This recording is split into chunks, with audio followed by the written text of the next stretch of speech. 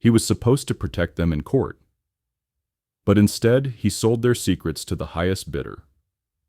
Meet Felipe Rojas, a brilliant criminal defense attorney in Mexico City who built his reputation defending some of the most dangerous drug traffickers in Latin America.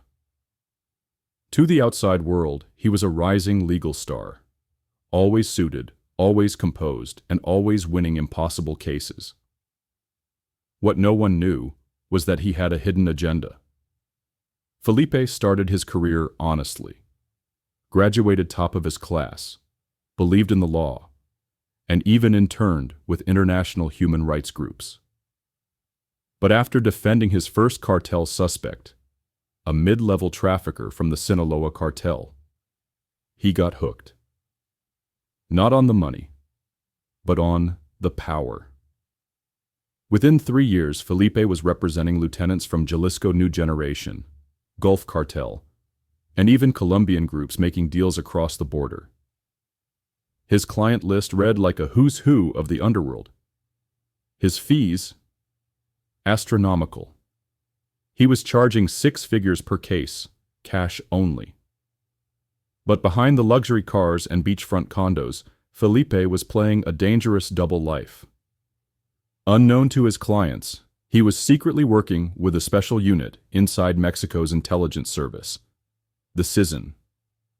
For every cartel boss he defended, Felipe took detailed notes. Who they trusted, how they moved product, what routes they used, which cops were on payroll. Then, he'd pass that intel, anonymously, to the government. It worked like magic. His clients thought he was untouchable because they kept walking free.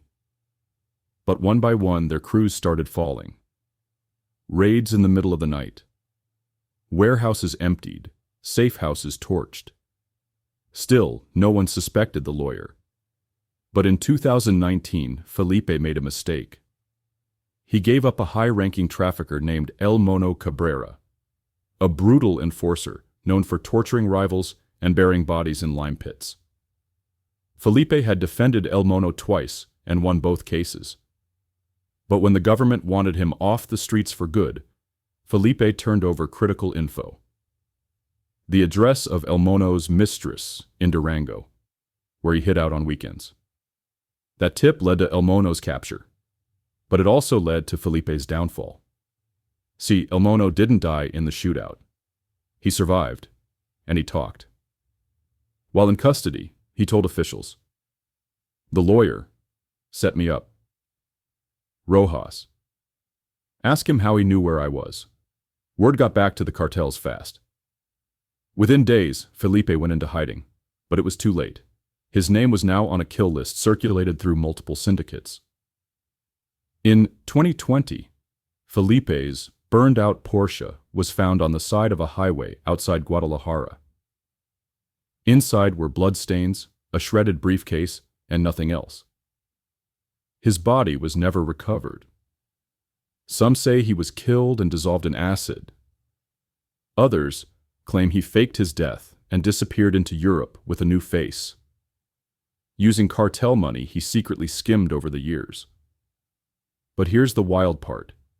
In 2023, a leaked memo from a U.S. intelligence agency suggested Felipe Rojas might be alive, living under a new identity and assisting in international cartel investigations.